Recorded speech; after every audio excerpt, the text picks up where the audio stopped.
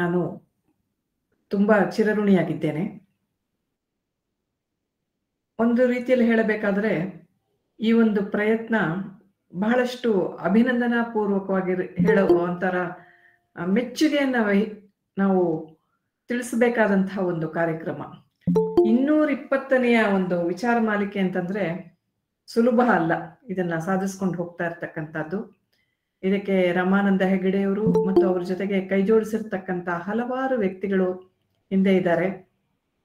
ನಿಮ್ಮೆಲ್ರಿಗೂ ಸಹ ನಾನು ತಲೆಬಾಗಿ ನಮಸ್ಕಾರಗಳನ್ನ ಮಾಡ್ತೇನೆ. ಎಲ್ಲ ದಾನಗಳಿಗಿಂತ ಜ್ಞಾನದಾನ ಅಂತಕ್ಕಂಥದ್ದು ತುಂಬಾ ಹೆಚ್ಚಿನದಂಥದ್ದು. ವೈಚಾರಿಕ ಮಾಲೆಯಲ್ಲಿ ಹಲವಾರು ವ್ಯಕ್ತಿಗಳ ವಿಧವಾದ ವಿಚಾರಗಳನ್ನು ನಾವು ತಿಳ್ಕೊಳ್ತೇವೆ. ಇದರಿಂದ ನಮ್ಮ ಸಂಕುಚಿತ ಮನೋಭಾವ ಏನಾಗುತ್ತೆ ಅಂತಂದ್ರೆ ದೂರವಾಗ್ತಾ ಹೋಗುತ್ತೆ. ಇವತ್ತು ನಾನೊಂದು 10 ನಿಮಿಷ ಮುಂಚೆ ಇಲ್ಲಿ ಜಾಯ್ನ್ ಆಗಿದ್ರಿಂದ ಯಾರೋ ತುಂಬಾ ಚೆನ್ನಾಗಿ ಹಾಡಿದ್ರು, ನನ್ಗೆ ಬಹಳ ಇಷ್ಟ ಆಯ್ತು. ನೆನಪಿದೆಯೇ ನೆನಪಿದೆಯೇ ಅಂತ. ಎಂಥ ಸುಂದರವಾದ ಒಂದು ಭಾವಗೀತೆ ಅಂತ ಹೇಳಬಹುದು. ಅಷ್ಟೇ ಅಚ್ಚುಕಟ್ಟಾಗಿ ಕೂಡ ಹಾಡಿದ್ರು. ಭಾರಿ ಖುಷಿ ಆಯ್ತು. ಎಂಥ ಪ್ರತಿಭೆ ಇದೆ ನಮ್ಮಲ್ಲಿ.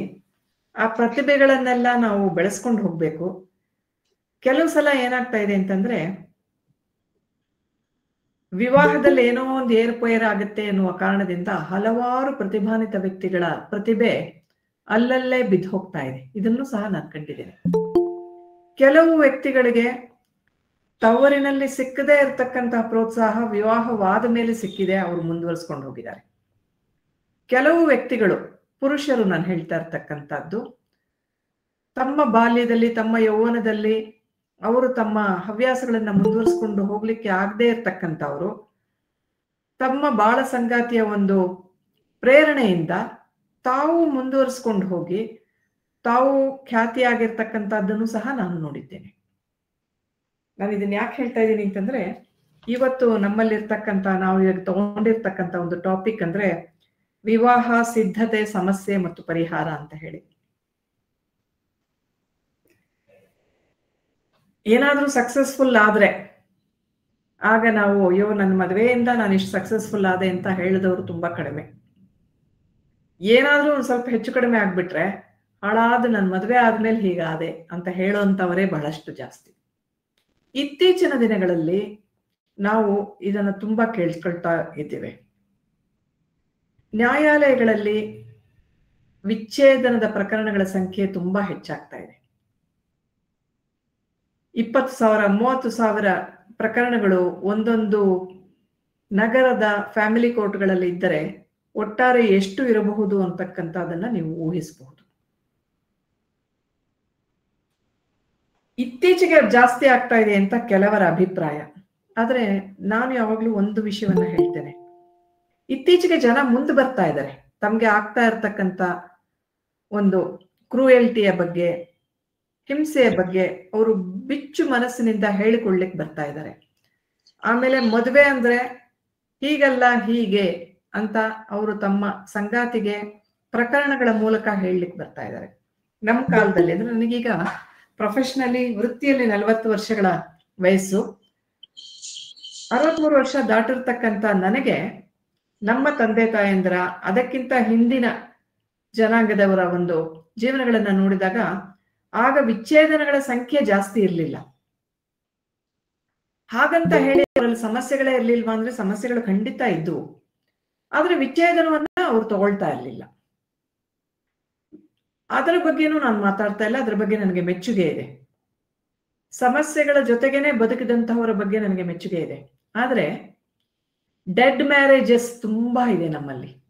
ಬಹಳಷ್ಟು ಜನ ಈಗಲೂ ಸಹ ಒಂದೇ ಸೂರಿನ ಕೆಳಗೆ under one roof hostel mates ತರ ಜೀವನ ಮಾಡ್ತಾ ಇರ್ತಕ್ಕಂಥವರನ್ನ ನಾವು ನೋಡಿದ್ದೀವಿ. ಅವರಲ್ಲಿ ಹೊರಗಿನವರ ಕಣ್ಣಿಗೆ ಮಾತ್ರ ಅವರು ಪತಿಪತ್ನಿಯರಾಗಿರ್ತಾರೆ. ಅವರಲ್ಲಿ ಯಾವುದೇ ವಿಧವಾದ ಪತಿಪತ್ನಿಯ ಬಾಂಧವ್ಯ ಸಂಬಂಧ ಯಾವುದೂ ಇರೋದಿಲ್ಲ. ದೈಹಿಕ ಸಂಬಂಧವೂ ಇರಲ್ಲ, ಎಮೋಷನಲ್ ಸಂಬಂಧವೂ ಸಹ ಇರಲ್ಲ. ಈ ರೀತಿಯಾದ ಸಂಬಂಧಗಳ ಜೊತೆಗೆ ನಾವು ಬದುಕಬೇಕಾದ ಅವಶ್ಯಕತೆ ಇಲ್ಲ. ನಾನು ಯೂಶುವಲಿ ನನ್ನ ಒಂದು ವೈಯಕ್ತಿಕ ನಿಲುವು ಏನು ಅಂತಂದ್ರೆ I am dead against divorce. ವಿಚ್ಛೇದನವನ್ನು ತಗೊಳ್ಬಾರ್ದು, ಸಾಧ್ಯವಾದಷ್ಟು ನಾವು ವಿವಾಹದಲ್ಲಿ ಇದ್ದೇ ಮುಂದೆ ಹೋಗ್ಬೇಕು ಅಂತಕ್ಕಂಥದ್ದು ನನ್ನ ವೈಯಕ್ತಿಕವಾದ ಒಂದು ನಿಲುವು. ಆದ್ರೆ ಕೆಲವು ಸಂದರ್ಭಗಳಲ್ಲಿ ಟಾಕ್ಸಿಕ್ ರಿಲೇಶನ್ಶಿಪ್ ಅಂತ ಹೇಳ್ತೀವಿ, ವಿಷಪೂರಿತವಾದಂತಹ ಒಂದು ರಿಲೇಶನ್ಶಿಪ್ ಇದ್ದಾಗ, ಸಂಬಂಧಗಳಿದ್ದಾಗ, ಅಥವಾ ಡೆಡ್ ಮ್ಯಾರೇಜಸ್ ಅಂತ ಹೇಳ್ತೀವಿ, ಅಲ್ಲಿ ಕೇವಲ ತಾಳಿಯಲ್ಲಿ ಮಾತ್ರ ಗಂಡ ಇರ್ತಾನೆ, ಅಥವಾ ಪೇಪರ್ ಅಲ್ಲಿ ಮಾತ್ರ ಆನ್ ಪೇಪರ್ ಇವರಿಬ್ರು ಪತಿ ಪತ್ನಿಯರಾಗಿರ್ತಾರೆ. ಅವರಿಬ್ಬರಲ್ಲಿ ಯಾವುದೇ ವಿಧವಾದಂತಹ ಒಂದು ಬಾಂಧವ್ಯ ಇಲ್ಲದೆ ಇರ್ತಕ್ಕಂಥ ಸಂದರ್ಭದಲ್ಲಿ, ಅದು ಕೇವಲ ಬಂಧನವಾಗಿದ್ದಂತ ಸಂದರ್ಭದಲ್ಲಿ ಅದರಿಂದ ಹೊರಬರೋದೇ ಒಳ್ಳೇದು ಅಂತ ಕೆಲವು ಸಲ ನಮ್ಗನ್ಸುತ್ತೆ. ನಾನು ಒಂದು ಫನ್ ನೋಟ್ ಹೇಳೋದಾದ್ರೆ, ಮೊನ್ನೆ ಯಾವುದೋ ಒಂದು ಕಾರ್ಯಕ್ರಮಕ್ಕೆ ಹೋದಾಗ, ಅದೊಂದು ಕಾನ್ಫರೆನ್ಸ್ ತರ, ಯಾರು ಹೇಳ್ತಾ ಇದ್ರು ವಿವಾಹ ಅನ್ನೋದು 7 ಜನ್ಮಗಳ ಸಂಬಂಧ ಅಂತ ಹೇಳ್ತಾ ಇದ್ರು. ಎಲ್ಲ ಆಯ್ತು. ಆಮೇಲೆ ಇಲ್ಲಿರೋರಲ್ಲಿ ಯಾರು ಈಗ ಇರ್ತಕ್ಕಂಥ ನಿಮ್ಮ ಪಾರ್ಟ್ನರ್ ಅಥವಾ ಸಂಗಾತಿ, ಗಂಡ ಆಗಿರ್ಬೋದು ಹೆಂಡತಿ ಆಗಿರ್ಬೋದು, ಅವರೇ ನನಗೆ ಮುಂದಿನ ಜನ್ಮದಲ್ಲೂ ಗಂಡ ಆಗ್ಬೇಕು ಹೆಂಡತಿ ಆಗ್ಬೇಕು ಅಂತ ಬಯಸೋರು ಯಾರಾದ್ರೂ ಇದ್ರೆ ಕೈ ಎತ್ತಿ ಅಂತ ಹೇಳಿದ್ರು. ನಾನು ಮತ್ತೆ ಇನ್ನೊಬ್ರು ಮಾತ್ರ ಕೈ ಎತ್ತಿದ್ವಿ. ಆಶ್ಚರ್ಯ ಆಯ್ತು.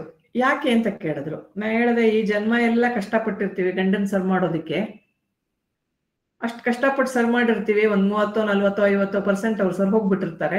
ಮುಂದಿನ ಜನ್ಮದಲ್ಲಿ ಬೇರೆ ಗಂಡ ಸಿಕ್ಕಿದ್ರೆ ಮತ್ತೆ 0 ಇಂದ ಸ್ಟಾರ್ಟ್ ಮಾಡ್ಬೇಕಾಗತ್ತೆ, ಬೇಡ ಅಂತ ಹೇಳಿದೆ. ಆ ಮನುಷ್ಯನ್ ಕೇಳಿದೆ, ಇನ್ನೊಬ್ರು ಗಂಡಸ್ರು, ಅವ್ರನ್ನ ಕೇಳಿದ್ರು. ನಾನು ಅದಕ್ಕೆ ಮೇಡಮ್ ಕೇಳಿದ್ದು ಅಂತ ಹೇಳಿದ್ರು. ಇರ್ಲಿ, ಇದು ಫನ್ ಸೈಡ್ ಅಲ್ಲಿ. ವಿವಾಹ ಅಂದ್ರೆ ಏನು ಅಂತ ಯಾರಾದ್ರೂ ಕೇಳಿದ್ರೆ ಬಹುಶಃ ಇದಕ್ಕೆ ನಮ್ಮ ಹತ್ರ ಉತ್ತರ ಇರಲ್ಲ.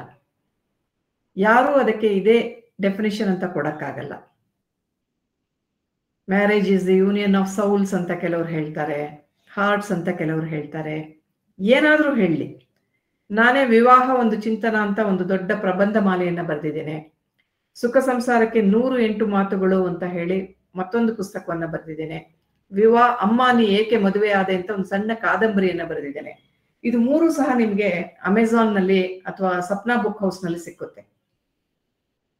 ಆದ್ರೆ ವಿವಾಹ ಅಂದ್ರೆ ಇದು ಮಾತ್ರ ಅಂತ ನಾವು ಯಾವತ್ತೂ ಹೇಳಕ್ಕಾಗಲ್ಲ, ಅಥವಾ ಇದೇ ವಿವಾಹದ ಒಂದು ಡೆಫಿನಿಷನ್ ಅಂತಾನು ಹೇಳಕ್ಕಾಗಲ್ಲ. ನನ್ನ ಪ್ರಕಾರ ಒಂದು ವಿಧದಲ್ಲಿ ನಾವು ಒಂದು ಹೋಲಿಕೆಯ ಮೂಲಕ ವಿವಾಹವನ್ನ ಅರ್ಥ ಮಾಡ್ಕೊಳ್ಬಹುದು ಅಂತ ಅನ್ನೋದಾದ್ರೆ, ವಿವಾಹ ಅನ್ನೋದು ಒಂದು ಯೂನಿವರ್ಸಿಟಿಯ ತರ. ಒಂದು ಸಲ ಎಂಟರ್ ಆದ್ರೆ ನಾವು ಸಾಯೋವರೆಗೂ ಅದರಿಂದ ಈಚೆ ಬರಕ್ಕಾಗಲ್ಲ, ಬರ್ಲೂಬಾರ್ದು. ಹಲವಾರು ಪಾಠಗಳನ್ನ ಕಲಿಸ್ತಾ ಇರುತ್ತೆ. ದಿನನಿತ್ಯ ವಿವಾಹದ ಮೂಲಕ ನಾವು ಕಲಿಯುವ ಪಾಠ ಯಾವ ಯೂನಿವರ್ಸಿಟಿಯಲ್ಲೂ ನಮ್ಗೆ ಸಿಕ್ಕೋದಿಲ್ಲ. ನಮ್ಮ ಕ್ವಾಲಿಫಿಕೇಶನ್ಸ್ ಅಂತ ನಾವೇನ್ ಹೇಳ್ತೀವಿ, ಎಜುಕೇಶನಲ್ ಕ್ವಾಲಿಫಿಕೇಶನ್, ಅದು 2 ಲೈನು 3 ಲೈನು ಇರಬಹುದು. ಆದ್ರೆ ವಿವಾಹ ಕಲಿಸುತ್ತೆ ನೋಡಿ ಕೆಲವು ಪಾಠಗಳನ್ನ, ಅದನ್ನ ನಾವು ಎಲ್ಲೂ ಕಲಿಯಕ್ಕಾಗಲ್ಲ. ವಿವಾಹ ಕಲಿಸುವ ಪಾಠಗಳಿಂದ ನಾವು ಮೆಚ್ಯೂರ್ ಆಗ್ತಾ ಬರ್ತೀವಲ್ಲ, ಆ ಒಂದು ಮೆಚ್ಯೂರಿಟಿ ನಮ್ಗೆ ಬಹುಶಃ ಯಾವ ಯೂನಿವರ್ಸಿಟಿಯ ಒಂದು ಡಿಗ್ರಿಗಳಿಂದನೂ ಸಹ ಬಹುಶಃ ಸಿಕ್ಕೋದಿಲ್ವೇನೋ ಅಂತ ನನ್ಗನ್ಸುತ್ತೆ. ಪರೀಕ್ಷೆ ಯಾವಾಗ ಕೊಡ್ತಾರೋ, ನಮ್ಗೆಲ್ಲ ಸರ್ಪ್ರೈಸ್ ಎಕ್ಸಾಮ್ಸ್ ಅಂತ ಹೇಳ್ತಾ ಇದ್ರು, ಸರ್ಪ್ರೈಸ್ ಟೆಸ್ಟ್ ಅಂತ ಹೇಳ್ತಾ ಇದ್ರು ನಾವೆಲ್ಲ ಚಿಕ್ಕವರಾಗಿದ್ದಾಗ. ಈಗ ಬಹುಶಃ ಆ ಕ್ರಮ ಇದೆಯೋ ಇಲ್ವೋ ನನಗೆ ಗೊತ್ತಿಲ್ಲ. ಹಾಗೆ ನಮ್ಗೆ ವೈವಾಹಿಕ ಜೀವನದಲ್ಲಿ ಸರ್ಪ್ರೈಸ್ ಎಕ್ಸಾಮ್ಸ್ ಯಾವಾಗ್ಲೂ ಬರ್ತಾ ಇರುತ್ತೆ. ಯಾರ್ಯಾರೋ ಪಾಠ ಮಾಡೋ ಮೇಷ್ಟ್ರುಗಳು ಬರ್ತಾರೆ, ಯಾರ್ಯಾರೋ ನಮ್ಮನ್ನ ದಂಡಿಸುವಂತ ಮಾಸ್ಟರ್ ಬರ್ತಾರೆ, ಯಾರ್ಯಾರೋ ಕರೆಕ್ಟ್ ಮಾಡ್ತಾರೆ, ಯಾರ್ಯಾರೋ ಪ್ರಶ್ನೆ ಪತ್ರಿಕೆ ಸೆಟ್ ಮಾಡಿರ್ತಾರೆ, ಯಾರ್ಯಾರೋ ಅದಕ್ಕೆ ಮಾರ್ಕ್ಗಳನ್ನ ಕೊಡ್ತಾರೆ, ತಮ್ಮ ಇಷ್ಟ ಬಂದ ಹಾಗೆ ಮಾರ್ಕ್ಗಳನ್ನ ಕೊಡ್ತಾ ಹೋಗ್ತಾರೆ. ಕೆಲವು ಪರೀಕ್ಷೆಗಳಲ್ಲಿ 100ಕ್ಕೆ 100 ಮಾರ್ಕ್ಗಳನ್ನ ತಗೊಳ್ತೀವಿ, ಕೆಲವು ಪರೀಕ್ಷೆಗಳಲ್ಲಿ ನಾವು 100ಕ್ಕೆ 20 ಮಾರ್ಕೋ 10 ಮಾರ್ಕೋ 0 ಮಾರ್ಕೋ ತಗೊಳ್ತೀವಿ. ಮತ್ತೆ ಮುಂದುವರ್ಸ್ಕೊಂಡು ಹೋಗ್ತೀವಿ. ಪರೀಕ್ಷೆ ಮುಗಿತಪ್ಪ ಅನ್ನುವ ಹಾಗಿಲ್ಲ, ಮತ್ತೆ ನಾಳೆಯಿಂದ ಮತ್ತೆ ನಾವು ಬ್ಯಾಗ್ ಹೊರಬೇಕು, ಜೀವನವನ್ನ ಮುಂದುವರ್ಸ್ಕೊಂಡು ಹೋಗ್ಬೇಕು. ಇದಕ್ಕಾಗಿ ನಾವು ಕಷ್ಟ ಪಡ್ಬೇಕಂದ್ರೆ ಅದಕ್ಕೆ ತನ್ನದೇ ಆದ ಒಂದು ರುಚಿ ಇದೆ. ವಿವಾಹದಿಂದ ನಿಮ್ಗೆ ಏನ್ ಸಿಕ್ಕುತ್ತೆ ಏನ್ ಸಿಕ್ಕಲ್ಲ ಅಂತ ಕೇಳಿದ್ರೆ ಅದಕ್ಕೆ ಒಂದು ಉತ್ತರವನ್ನು ನಾವು ಕೊಡಕ್ಕಾಗಲ್ಲ. ಆದ್ರೆ ವಿವಾಹದಿಂದ ಏನ್ ಸಿಕ್ಕುತ್ತೆ ಅನ್ನೋದು ಆ ವಿವಾಹಕ್ಕೆ ಮಾತ್ರ ರಿಲೇಟಿವ್ ಆಗಿರ್ತಕ್ಕಂಥ ಒಂದು ಉತ್ತರ. ಅದನ್ನ ನಾವು ಗಮನದಲ್ಲಿಟ್ಕೊಳ್ಬೇಕು. ಒಂದು ಸಣ್ಣ ಒಂದು ಇದನ್ನ ಹೇಳಿದ್ರೆ, ಒಂದು ಆನ್ ದಿ ಫನ್ ಸೈಡ್ ನಾನು ಹೇಳಿದ್ರೆ, ನಮ್ಮ ಹತ್ರ ಎಷ್ಟೋ ಜನ ಬರ್ತಾ ಇರ್ತಾರೆ. ಅವ್ರು ಬಂದಾಗ, ಅಯ್ಯೋ ಮೇಡಮ್ ಎಂತ ಕಷ್ಟ, ಇದು ಯಾಕಾದ್ರೂ ಮದುವೆ ಆದ್ವು ಅಂತ ಅನಿಸ್ತಾ ಇದೆ, ಡಿವೋರ್ಸ್ ತಗೋಬೇಕು ಅಂತ ಅನ್ಸುತ್ತೆ ಅಂತ ಹೇಳ್ತಾರೆ. ಪ್ರತಿಯೊಬ್ಬ ಮನುಷ್ಯನಿಗೂ ಸಹ ಮದುವೆ ಆದ್ಮೇಲೆ ಯಾವುದೋ ಒಂದು ಹಂತದಲ್ಲಿ 40 ವರ್ಷ 50 ವರ್ಷ ಮದುವೆ ಆಗಿರೋರು ನಾವೆಲ್ಲ, ಈ ತರ ಎಷ್ಟೋ ವರ್ಷಗಳಿಂದ ಮದುವೆ ಆಗಿರ್ತಕ್ಕಂಥವ್ರನ್ನ ನೀವು ಯಾರನ್ನಾದ್ರೂ ಕೂತ್ಕೊಂಡು ಕೇಳಿ. ಆನೆಸ್ಟ್ ಆಗಿ ಪ್ರಾಮಾಣಿಕವಾಗಿ ಹೇಳುವುದಾದ್ರೆ, ನಿಮ್ಗೆ ಯಾಕಾದ್ರೂ ಮದುವೆ ಆದೆ ಅಂತ ಅನ್ಸ್ಲೇ ಇಲ್ವಾ ಅಂದ್ರೆ, ಒಂದಲ್ಲ ಒಂದು ಟೈಮ್ ನಲ್ಲಿ ಖಂಡಿತ ಅನ್ಸಿರುತ್ತೆ ಒಂದೊಂದ್ಸಲ. ಈ ಮನುಷ್ಯನ್ ನಾನ್ ಯಾಕೆ ಮದ್ವೆ ಆದೆ, ಇವಳನ್ನ ನಾನ್ ಯಾಕೆ ಮದ್ವೆ ಆದೆ ಅಂತ ಒಂದು ಎಳೆಯಷ್ಟು ಥಾಟ್ ಬಂದಿರಬಹುದು. ಒಂದ್ 3-4 ಸಲನೇ ಬಂದಿರಬಹುದು. ಆದ್ರೆ ಆ ಸಮಯದಲ್ಲಿ ನಾವು ಸ್ವಲ್ಪ ತಾಳ್ಮೆಯನ್ನ ತಗೊಂಡು ಮುಂದಕ್ಕೆ ಹೋಗ್ತಾ ಹೋದ್ರೆ, ಎಂತ ಒಳ್ಳೆ ಗಂಡನ್ ಕೊಟ್ಟಿದಾನಪ್ಪ ನನ್ಗೆ, ಎಂತ ಒಳ್ಳೆ ಹೆಂಡತಿನ ಕೊಟ್ಟಿದಾನಪ್ಪ ನನ್ಗೆ ಅಂತ ನಾವಾಗಿ ನಾವೇ ಭಗವಂತನಿಗೆ ಕೃತಜ್ಞತೆಯಿಂದ ನಾವು ನಮಸ್ಕಾರ ಮಾಡುವಂತಹ ಸಂದರ್ಭಗಳು ಬಂದಿದ್ದಿದೆ. ಯಾವಾಗ್ಲೂ ನಾನು ಹೇಳ್ತಾ ಇರ್ತೀನಿ, ಭದ್ರತೆ ಕೊಡುವ ಸುಖವನ್ನ ಭಾವನೆಗಳು ಕೊಡೋದಿಲ್ಲ ಅಂತ ಹೇಳಿ.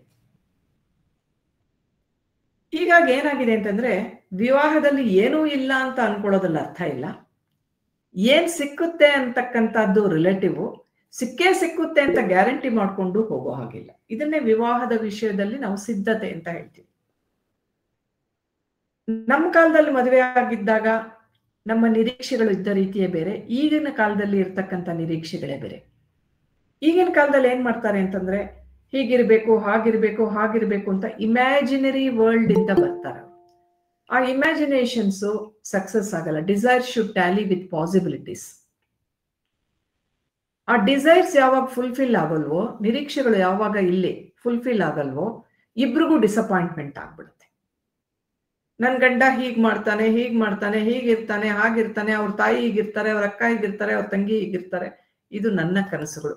ನನ್ನ ಹೆಂಡತಿ ಹೀಗಿರ್ತಾಳೆ, ಅವ್ರ ತಂಗಿ ಅಕ್ಕ ಅಣ್ಣ ತಮ್ಮ ಎಲ್ಲರನ್ನು ಬಿಟ್ಬಿಟ್ಟು ಬಂದ್ಬಿಡ್ತಾಳೆ, ಅವ್ರ ತವ್ರ ಮನೆಯವರೆಲ್ಲ ಸತ್ತೋಗಿರ್ತಾರೆ, ಅವಳು ಕಂಪ್ಲೀಟ್ ಆಗಿ ನಮ್ಮನೆಗೆ ಟ್ರಾನ್ಸ್ಫಾರ್ಮ್ ಆಗಿ ನಮ್ಮನೆಯವ್ರ ಜೊತೆಗೆ ಹೊಂದ್ಕೋತಾಳೆ, ನಮ್ ತಂದೆ ತಾಯಿನ ಚೆನ್ನಾಗಿ ನೋಡ್ಕೋತಾಳೆ. ಇದು ಅವನ ಕನಸುಗಳು. ಯಾವ ಕನಸುಗಳು ಸಹ ನೆರವೇರೋದಿಲ್ಲ. ಯಾಕೆ ಅಂತಂದ್ರೆ, ಈಗಿನ ಕಾಲದಲ್ಲಿ ಮದುವೆ ಆಗುವಾಗ್ಲೇ ಒಂದು ವಯಸ್ಸಿಗೆ ಬಂದ್ಬಿಟ್ಟಿರ್ತಾರೆ. 24-25 ವಯಸ್ಸು ದಾಟ್ತವ್ರೆ ಸಾಮಾನ್ಯವಾಗಿ ಮದುವೆ ಆಗೋದು. ಆಯ್ತು, 21 ದಾಟಿದ ನಂತರ ಮದುವೆ ಆಗಿದ್ದಾರೆ ಅಂತ ಅನ್ಕೋಣ. ಚೆನ್ನಾಗಿ ಅವ್ರು ಪಕ್ವ ಆಗಿರ್ತಾರೆ, ಅವ್ರದೇ ಆದ ರೀತಿಯಲ್ಲಿ ಅವ್ರ ಜೀವನವನ್ನ ರೂಪಿಸ್ಕೊಳ್ಳೋದಕ್ಕೆ ಸಿದ್ಧರಾಗಿರ್ತಾರೆ. ಅವ್ರದೇ ಒಂದು ಥಾಟ್ ಪ್ರಾಸೆಸ್ ಇರುತ್ತೆ. ಅದನ್ನ ಬದಲಾಯಿಸಿ ನೀನ್ ಹೀಗಾಗ್ಬೇಕು, ನಾನು ಹಾಗಾಗ್ಬೇಕು ಅಂತ ನಿರೀಕ್ಷೆ ಮಾಡ್ಕೊಂಡು ಹೋದ್ರೆ ಮದುವೆಯಲ್ಲಿ ಆಗೋದಿಲ್ಲ. ಅದಕ್ಕೆ ಮದುವೆಯ ಪೂರ್ವ ಸಿದ್ಧತೆಯಲ್ಲಿ ಒಂದು ಅಂಶ ಏನು ಅಂತಂದ್ರೆ, ನಿಮ್ಮ ನಿರೀಕ್ಷೆಗಳು ಏನು, ಆ ನಿರೀಕ್ಷೆಗಳನ್ನ ಎದುರುದಾರರಾಗಿರ್ತಕ್ಕಂಥವ್ರು, ಅಂದ್ರೆ ನಿನ್ನ ಗಂಡ ಆಗಿರ್ಬೋದು, ನಿನ್ನ ಹೆಂಡತಿ ಆಗುವಂತ ವ್ಯಕ್ತಿ ಆಗಿರ್ಬೋದು, ಅದನ್ನ ಫುಲ್ಫಿಲ್ ಮಾಡ್ಲಿಕ್ಕೆ ಸಾಧ್ಯತೆ ಇದೆಯಾ ಅಂತಕ್ಕಂಥದ್ದನ್ನ ಯೋಚನೆ ಮಾಡ್ಬೇಕು. ಒಂದ್ ವೇಳೆ ಆಗದೆ ಇದ್ರೆ ನೀನ್ ಏನ್ ಮಾಡ್ತೀಯ? ಆ ಮದುವೆಯನ್ನ ಬಿಟ್ಟು ಬರೋದಾದ್ರೆ ಈಗಲೇ ಮದುವೆ ಮಾಡ್ಕೋಬೇಕೋ ಬೇಡವೋ ಯೋಚನೆ ಮಾಡು ಅಂತ ಹೇಳಿ. ಈ ಪೂರ್ವ ಸಿದ್ಧತೆಗಳ ವಿಷಯದಲ್ಲಿ ಏನಾಗುತ್ತೆ ಅಂತಂದ್ರೆ, ಅಡ್ಜಸ್ಟ್ಮೆಂಟ್ ಅನ್ನೋದು. ನಾನು ಅವನಿಗೆ ಹೊಂದ್ಕೊಳ್ಬೇಕು, ಅವನು ನನಗೆ ಹೊಂದ್ಕೊಳ್ಬೇಕು. ಹೊಂದ್ಕೊಳ್ಳಿಲ್ವಾ, ಬೇಡ, ಹೊಂದ್ಕೋಬೇಡ ಅಂತ ಹೇಳ್ಬೇಕು. ಹೊಂದ್ಕೊಳ್ಳದೇ ಇದ್ರೂ ನಾವು ಜೊತೆಯಲ್ಲಿ ಇರಬಹುದು. ಎಲ್ಲ ವಿಷಯಗಳಲ್ಲೂ ನಾವು ಗಂಡ ಹೆಂಡತಿ ಆದ ಮಾತ್ರಕ್ಕೆ ಸಂಪೂರ್ಣವಾಗಿ ನಾವು ನಮ್ಮನ್ನ ನಾವು ಮತ್ತೊಬ್ಬರಿಗೆ ಸರೆಂಡರ್ ಮಾಡ್ಕೊಳಕ್ಕಾಗಲ್ಲ. ಈಗಿನ ಕಾಲದಲ್ಲಿ ಅದನ್ನ ಎಕ್ಸ್ಪೆಕ್ಟ್ ಮಾಡ್ತಾರೆ. ಆ ಪೊಸೆಸಿವ್ನೆಸ್ ಅಂತ ನಾವೇನ್ ಹೇಳ್ತೀವಿ. ಅಲ್ಲ ಮೇಡಮ್, ಅವ್ರ ತಂದೆ ತಾಯಿ ಮಾತನ್ನ, ಅವ್ರ ತಾಯಿ ಮಾತನ್ನೇ ಕೇಳ್ತಾನೆ ಅವನು, ಅವನ ಅಮ್ಮನಾಗ ಅಂತ ಹೇಳ್ತಾರೆ. ಅಥವಾ ಇವಳು ಯಾವಾಗ್ಲೂ ಫೋನಲ್ಲಿ ಇರ್ತಾಳೆ, ಅವ್ರಮ್ಮ ಚುಚ್ಕೊಡ್ತಾರೆ, ಹೀಗಾಗಿ ಅವಳು ಹೀಗ್ ಮಾಡ್ತಾಳೆ ಅಂತ ಹೇಳ್ತಾರೆ. ಮದುವೆ ಆಗಿರ್ತಕ್ಕಂಥವ್ರು, ವಯಸ್ಕರಾಗಿರ್ತಕ್ಕಂಥವ್ರು, adult marries and another adult, ಅವ್ರಿಗೆ ತಮ್ಮದೇ ಆದ ಒಂದು ಸ್ವಬುದ್ಧಿ ಇರುತ್ತೆ. ಅವರು MA-ನೋ MSc-ನೋ ಈಗೆಲ್ಲ ಬೇಕಾದಷ್ಟು ಓದಿರ್ತಾರೆ. ಆ ತರ ಓದಿರ್ತಕ್ಕಂಥ ವ್ಯಕ್ತಿ ಅಮ್ಮನ ಮಾತನ್ನ ಕೇಳಿನೋ, ಅಥವಾ ಈ ಕಡೆ ಅವಳು ಹೆಂಡತಿ ಆಗಿರ್ತಕ್ಕಂಥವಳು ಅಮ್ಮನ ಮಾತನ್ನ ಕೇಳಿನೋ ಹೀಗೋ ಹಾಗೋ ಮಾಡೋದಿಕ್ಕೆ ಖಂಡಿತ ಹೋಗೋದಿಲ್ಲ. ಯಾರು ಮತ್ತೊಬ್ಬರ ಮಾತನ್ನ ಖಂಡಿತವಾಗಿಯೂ ಕೇಳೋದಿಲ್ಲ.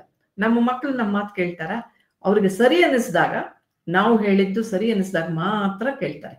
ನಾವೇನ್ ಅನ್ಕೊಳ್ತೀವಿ, ನನ್ನ ಮಾತನ್ನ ನನ್ನ ಮಗಳು ಕೇಳಿದ್ಲು, ನನ್ನ ಮಗ ಕೇಳ್ದ ಅಂತ ಸಂತೋಷ ಪಡ್ತೀವಿ. ಆಕ್ಚುಲ್ ಆಗಿ ನೋಡಿದ್ರೆ ಅದು ಅವರ ಒಂದು ಥಾಟ್ ಪ್ರಾಸೆಸ್ಗೂ ಹೊಂದಿಕೊಂಡಿರುತ್ತೆ. ಹೀಗಾಗಿ ಮಾತ್ರ ಅವರು ನಮ್ಮ ಮಾತನ್ನ ಒಪ್ಕೊಂಡಿರ್ತಾರೆ. ಅಮ್ಮ ಹೇಳಿದ್ಲು, ಅಪ್ಪ ಹೇಳಿದ್ಲು ಅನ್ನೋ ಕಾರಣದಿಂದ ಖಂಡಿತವಾಗಿ ಅವ್ರು ಒಪ್ಪಿರೋದಿಲ್ಲ. ಅಂತಹದ್ರಲ್ಲಿ ಹೆಂಡತಿ ಆಗಿರ್ತಕ್ಕಂಥವಳು ಅವ್ರ ತಾಯಿ ಮಾತನ್ನ ಕೇಳ್ಕೊಂಡು ಈ ತರ ಮಾಡಿದ್ಲು, ಗಂಡನ ಮಾತನ್ನ ಕೇಳ್ಕೊಂಡು ಹಿಂಗ್ ಮಾಡಿದ್ಲು, ಗಂಡ ಅವ್ರ ಅಕ್ಕನ ಮಾತನ್ನ ಕೇಳ್ಕೊಂಡು ಹೀಗ್ ಮಾಡಿದ್ರು ಅಂತ ಹೇಳಿದ್ರೆ, ಆ ರೀತಿಯಾದಂತಹ ಒಂದು ಮನೋಭಾವವನ್ನು ನಾವು ಬಿಡಬೇಕು. ಆಯ್ತು, ಬೇರೆಯವರ ಮಾತನ್ನ ನಾವು ಕೇಳಬಾರದು ಅಂತಕ್ಕಂಥ ಒಂದು ನಿರೀಕ್ಷೆಯನ್ನ ನಾವು ಬಿಡಬೇಕು. ವಿವಾಹದ ಪೂರ್ವ ಸಿದ್ಧತೆ ಅಥವಾ ವಿವಾಹ ಮಾಡ್ಕೊಂಡಿರೋರಾದ್ರೂ ಆಗ್ಲಿ, ನನ್ನ ಗಂಡ ಅವ್ರ ಅಕ್ಕನ ಮಾತನ್ನೋ ಅವ್ರ ಭಾವನ ಮಾತನ್ನೋ ಅವ್ರ ತಮ್ಮನ ಮಾತನ್ನೋ ಕೇಳಿದ್ರೆ ನನಗೇನ್ ನಷ್ಟ ಅಂತಕ್ಕಂಥದ್ದನ್ನ ನಾನು ಯೋಚನೆ ಮಾಡ್ಬೇಕು. ಕೇಳಬಾರ್ದು ಅಂತ ನಾನು ಇಷ್ಟಪಟ್ರೆ ಅದ್ ಸಾಧ್ಯ ಆಗತ್ತಾ ಅನ್ನೋದನ್ನು ನಾನು ಪ್ರಶ್ನೆ ಮಾಡ್ಕೊಳ್ಬೇಕು.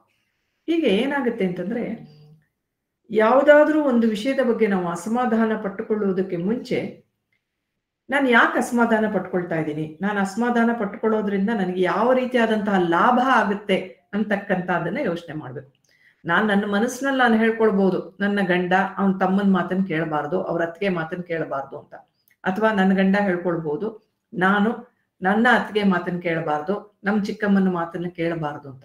ಆಗೋ ಕೆಲ್ಸನ ಅದು ಆಗೋದಿಲ್ಲ. ನೀನ್ ಕೇಳ್ಬೇಡ ಅಂತ ಹೇಳಿದ್ರು ಸಹ ನಾನು ಮೆಚ್ಯೂರ್ಡ್ ಪರ್ಸನ್ ಆಗಿರ್ತೀವಿ, ಅವನು ಮೆಚ್ಯೂರ್ಡ್ ಪರ್ಸನ್ ಆಗಿರ್ತಾನೆ. ಹೀಗಾಗಿ ನಿರೀಕ್ಷೆಗಳಲ್ಲಿ ಏನಾಗುತ್ತೆ ಅಂತಂದ್ರೆ, ನಾನು ಬಯಸುವ ರೀತಿಯಲ್ಲೇ ನನ್ನ ಗಂಡ ಅಥವಾ ನನ್ನ ಹೆಂಡತಿ ಮಾತಾಡಬಾರ್ದು, ಮತ್ತೊಬ್ಬರ ಜೊತೆಗೆ ಈ ರೀತಿಯಾದ ಸಂಬಂಧವನ್ನ ಮಾತ್ರ ಇಟ್ಕೊಳ್ಬೇಕು, ಈ ರೀತಿಯಾದ ಸಂಬಂಧವನ್ನ ಇಟ್ಕೊಳ್ಬಾರ್ದು, ಹೀಗೆ ಇರಬಾರ್ದು, ಇದೇ ರೀತಿ ಡ್ರೆಸ್ ಮಾಡ್ಕೋಬೇಕು, ಇದೇ ರೀತಿ ಡ್ರೆಸ್ ಮಾಡ್ಕೋಬಾರ್ದು, ಇದೇ ರೀತಿ ಊಟ ಮಾಡ್ಬೇಕು, ಇದೇ ರೀತಿ ಊಟ ಮಾಡಬಾರ್ದು. ಇದೆಲ್ಲ ನಿರೀಕ್ಷೆಗಳು, ಎಕ್ಸ್ಪೆಕ್ಟೇಷನ್ಸ್. ಮದುವೆಗೆ ಮುಂಚೆ ಎಂಗೇಜ್ಮೆಂಟ್ ಆಗಿ ಮದುವೆ ಆಗೋವರೆಗೂ ಸ್ವಲ್ಪ ದಿನ ಕೇಳಿರಬಹುದು ನಾವು ಒಬ್ಬೊಬ್ಬರ ಮಾತನ್ನ ಈ ಹಲವಾರು ವಿಷಯಗಳಲ್ಲಿ. ಆದ್ರೆ ಪರ್ಮನೆಂಟ್ ಆಗಿ ಕೇಳ್ತೀವ ಅಂತಂದ್ರೆ the answer may not be yes always. ಕೆಲವು ಸಲ ಮಾತ್ರ ನಾವು ಕೆಲವು ಕಾರಣಗಳಿಂದ ನಾವು ಒಪ್ಕೊಂಡಿರ್ತೀವಿ ಕೆಲವು ವಿಷಯಗಳಲ್ಲಿ. ಯಾವಾಗ್ಲೂ ಹಾಗೆ ಬದುಕಿ ಸ್ವಾಮಿ ಅಂದ್ರೆ ಆಗೋದಿಲ್ಲ. ಮೊಟ್ಟ ಮೊದಲನೆಯ ತಪ್ಪು, ಸಮಸ್ಯೆ ಎಲ್ಲಿಂದ ಅಂತ ಹೇಳಿದ್ರೆ, ನಾವು ನಮ್ಮ ಸಂಗಾತಿಯನ್ನ ಇರುವ ಹಾಗೆ ನಾವು ಒಪ್ಕೊಳ್ಳದೆ ಹೋಗೋದ್ರಿಂದ.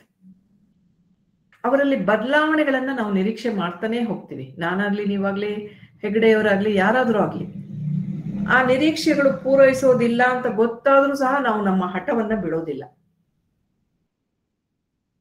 ಅವರು ಬದಲಾವಣೆ ಆಗ್ಬೇಕು ಅಂತಂದ್ರೆ ಅವ್ರು ಹೇಗಾಗ್ಬೇಕು, ನಾನು ಇಷ್ಟಪಡೋ ಹಾಗೆ ಆಗ್ಬೇಕು, ನಾನು ಮಾತಾಡೋ ಹಾಗೆ ಅವ್ರು ಮಾತಾಡ್ಬೇಕು, ನಾನು ಕೂತ್ಕೊಳ್ಳೋ ಹಾಗೆ ನಿಂತ್ಕೊಳ್ಳೋ ಹಾಗೆ ಅವರು ಮಾಡ್ಬೇಕು. ಅಂದ್ರೆ ನನ್ನ ಗಂಡ ಯಾವಾಗ್ಲೂ ಮದುವೆ ಆದ ಹೊಸರಲ್ಲಿ ಹೇಳ್ತಾ ಇದ್ದಾರೆ, ನಿನ್ನನ್ನೇ ನೀನ್ ಮದುವೆ ಮಾಡ್ಕೋಬೇಕಾಗಿತ್ತು ಅಂತ.